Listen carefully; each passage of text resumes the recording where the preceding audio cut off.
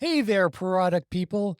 If you've ever wondered why some products fly off the shelves while others just gather dust, you're going to love this episode.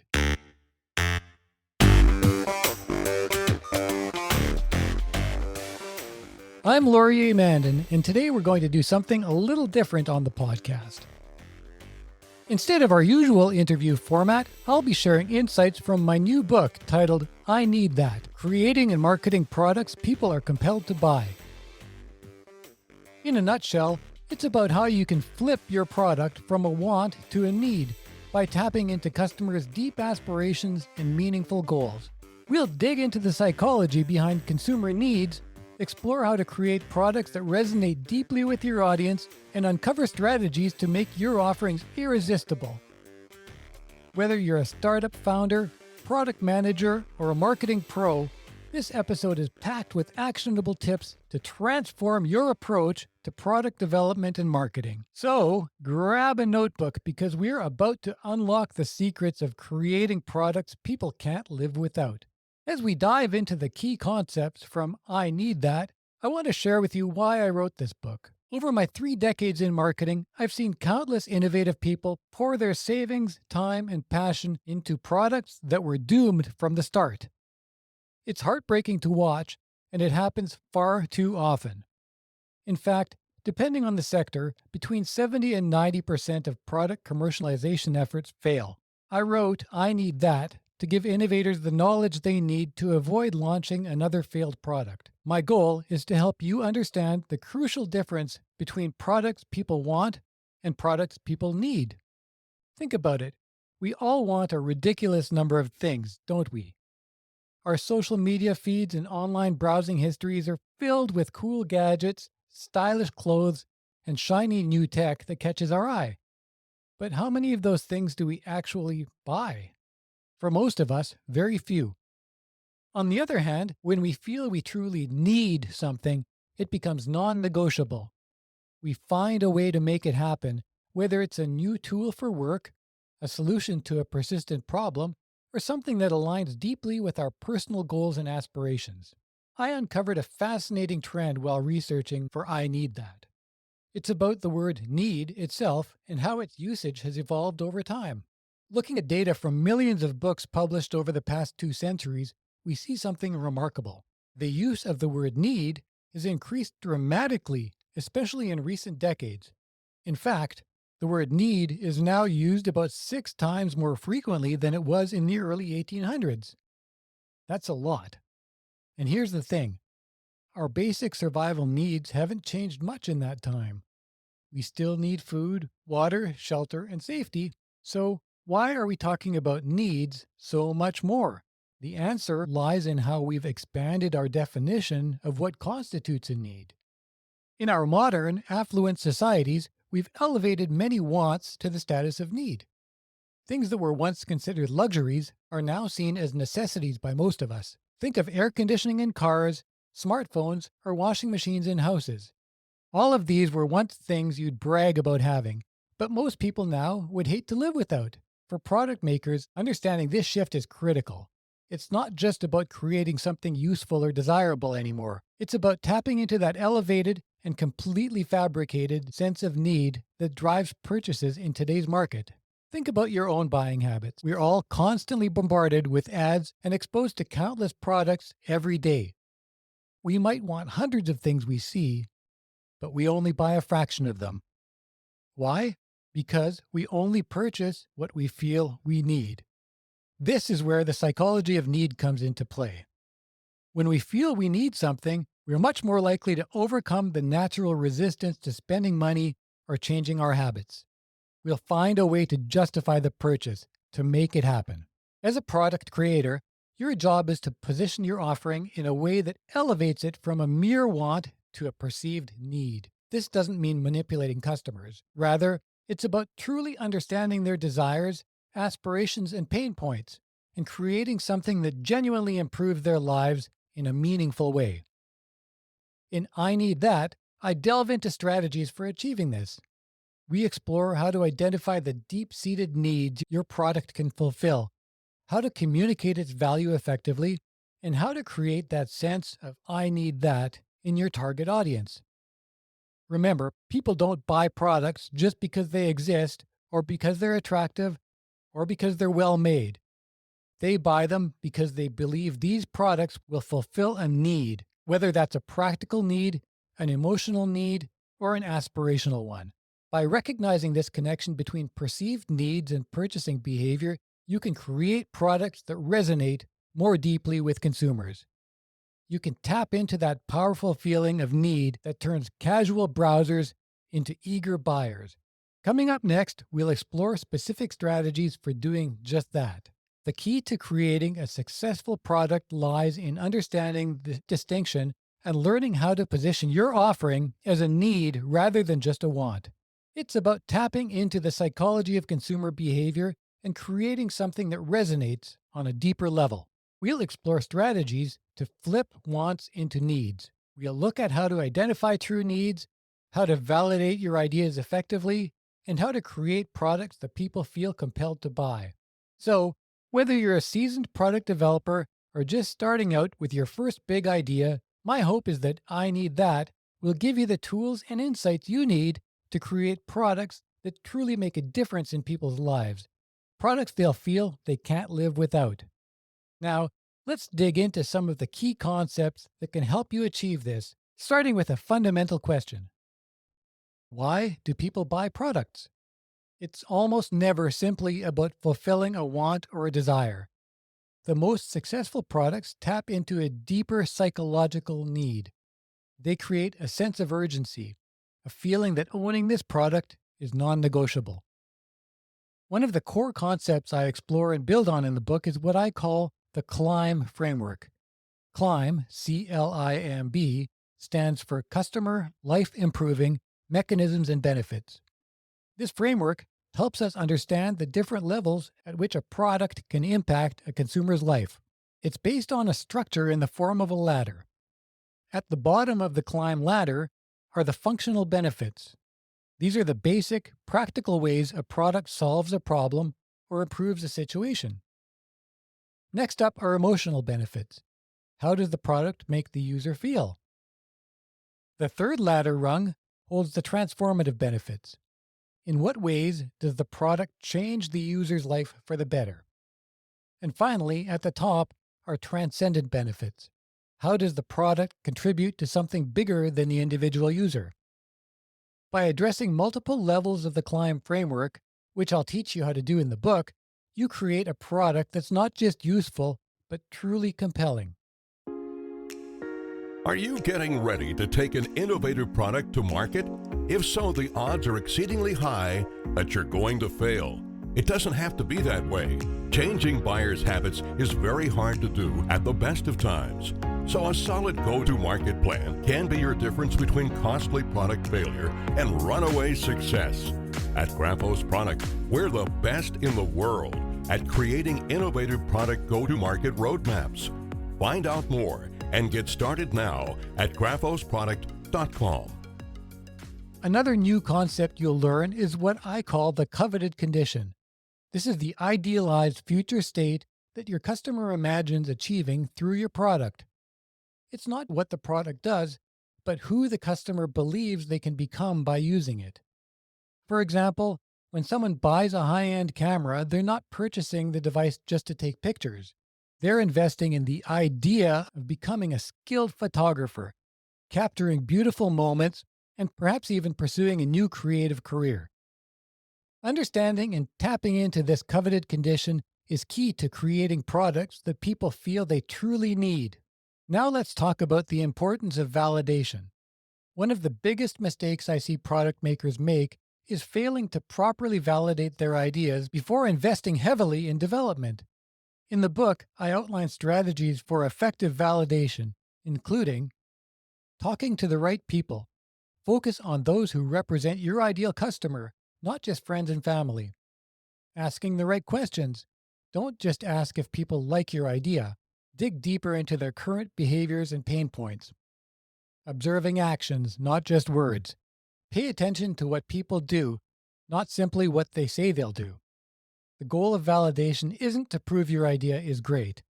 It's to uncover the truth about whether there's a real market need for your product, whether or not people will pay good money for it. I also explore the concept of need versus resistance in the book. Even when people recognize a need for a product, there's always resistance to adopting something new. This resistance can come from various sources, like fear of change, attachment to current solutions, or concerns about cost or complexity. To overcome this resistance, your product needs to offer benefits that are significantly better than the status quo. In fact, research suggests that a new product needs to be perceived as 10 times better than existing solutions to overcome the natural resistance to change. Now let's dive into one more key concept I explore in the book: the three selves of the consumer. Understanding these three selves is key to creating products that truly resonate with your target audience. First, there is the remembering self. This is the part of us that lives in past experiences.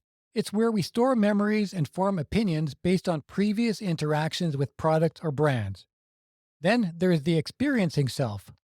This is the part of us that lives in the present moment, actively engaging with the product or service. Your experiencing self is listening to this podcast right now and checking in with the remembering self to find experiences that either support or contradict what I'm telling you. These two selves are well known in behavioral psychology. A completely new idea that I introduce in the book is the concept of a third self. This is what I call the aspirational self, the version of ourselves that we hope to become.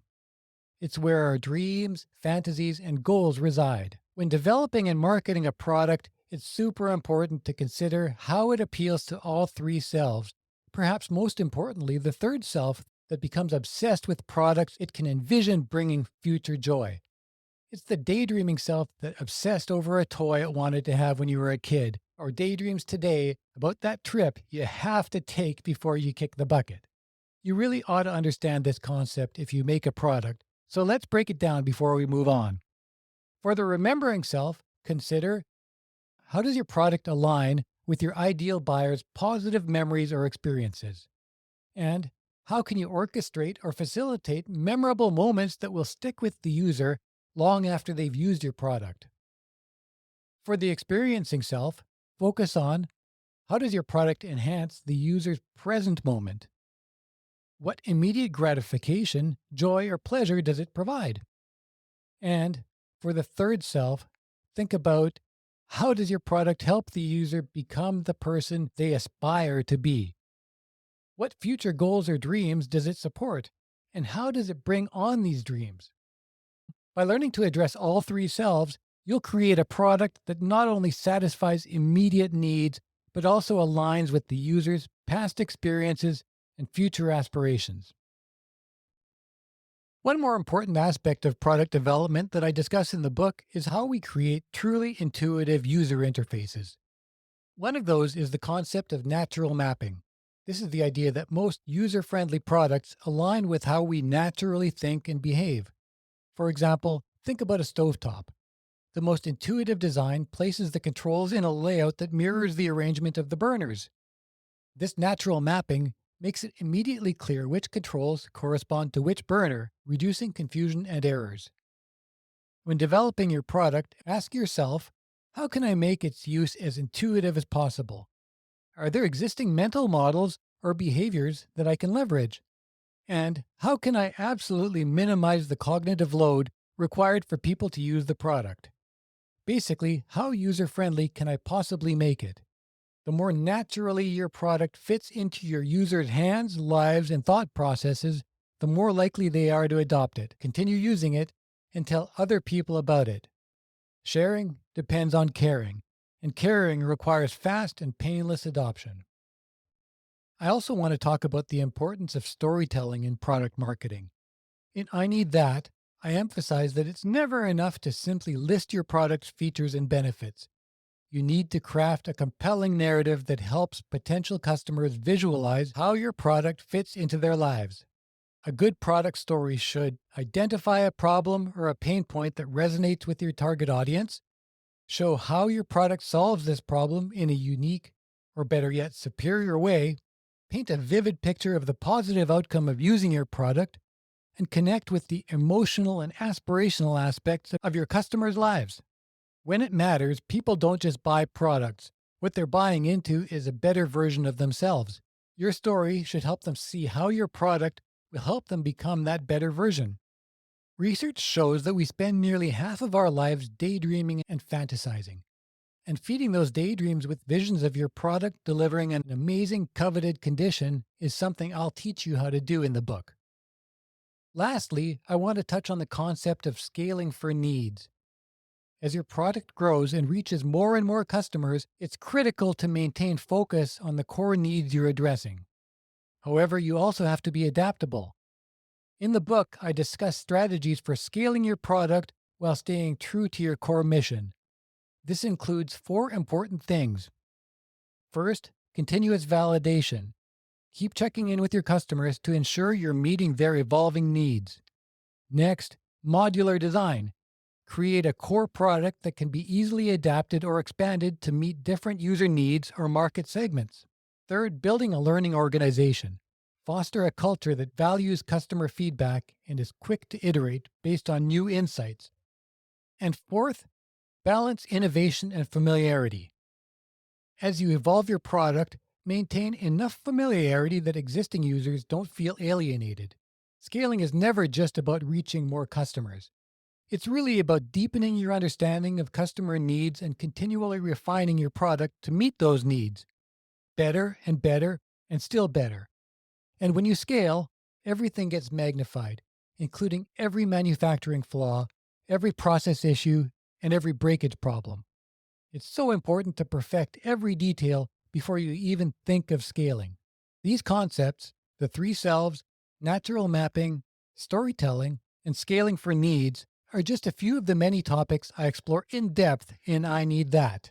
The print edition is over 300 pages, and at the end of every chapter is what I call the quick wins.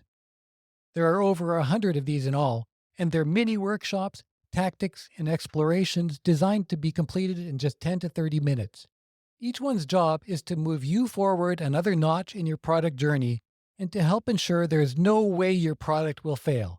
By taking these actions and understanding and applying the principles I cover in I Need That, you'll create products that don't just satisfy a temporary want, but fulfill a deep-seated need.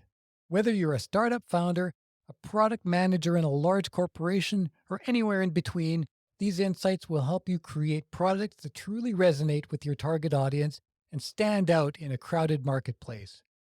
Of course, we've barely scratched the surface in this episode. Throughout the book, I provide practical strategies and tons of real-world examples to help you apply these ideas to your own product development and marketing efforts. Remember, creating a successful product only starts with having a great idea. That is table stakes. Success depends on deeply understanding your customers' needs, validating your concept thoroughly, and positioning your product in a way that makes it feel essential to the people who will appreciate it and succeed with it the most. If you found these insights valuable and are ready to learn step by step how to do these things exceptionally well, I Need That is available now on Amazon in hardcover, paperback, and Kindle editions. And there's now an audiobook version, beautifully read by voice actor and Radio Disney DJ Dean Wendt. Whatever way you love to consume knowledge, just search for I Need That in books and look for the yellow and burgundy cover. Thanks for tuning in to this special episode and for taking interest in hearing a little about my new book. Until next time, keep innovating and stay curious about what makes us humans say, I need that. Find out more about the book and get links to order it wherever you live at my personal website, lmandin.com.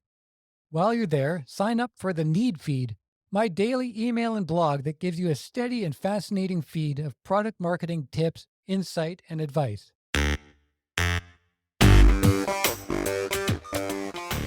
That's it for this episode of Product Knowledge.